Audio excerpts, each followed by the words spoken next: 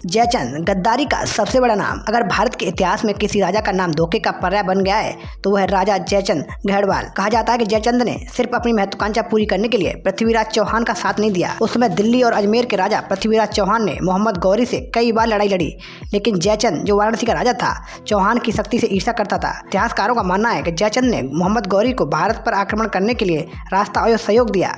यही गद्दारी भारत के इतिहास की दिशा बदल गई। चौहान हार गए, दिल्ली पर मुस्लिम आक्रमणकारियों का राज शुरू हो गया। इसलिए आज भी लोग कहते हैं जयचंद मतलब गद्दार।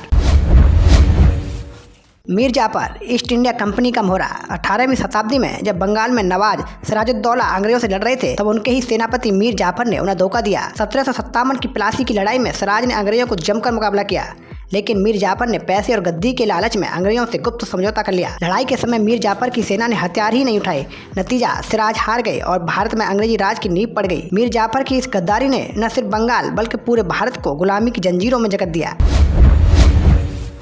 मीर कासिम दोस्त से दुश्मन बना। आप सोच रहे होंगे अगर मीर जाफर इतना गद्दार था तो अंग्रेजों ने उसे क्यों हटाया। दरअसल गद्दारी की कहानी यहीं खत्म नहीं होती। अंग्रेजों ने मीर जाफर को गद्दी दी, लेकिन बाद में उसने दामाद मीर कासिम को नवाब बना दिया। मीर कासिम ने शुरू में अंग्रेजों का साथ दिया, लेकिन धीरे धीरे वही उनके खिलाफ हो गया। उसने अंग्रेजों को धोखा देकर उनके खिलाफ मुगलों और शुजाउद्दौला के साथ हाथ मिला लिया, लेकिन अंग्रेज चालाक थे, उन्होंने उसे भी हरा दिया। इतिहास में मीर कासिम का नाम इसलिए भी बदनाम है क्योंकि वो कभी अंग्रेजों का साथी बना तो कभी दुश्मन। उसके दोहरे चरित्र ने बंगाल की जनता को बर्बादी के सिवा कुछ नहीं दिया।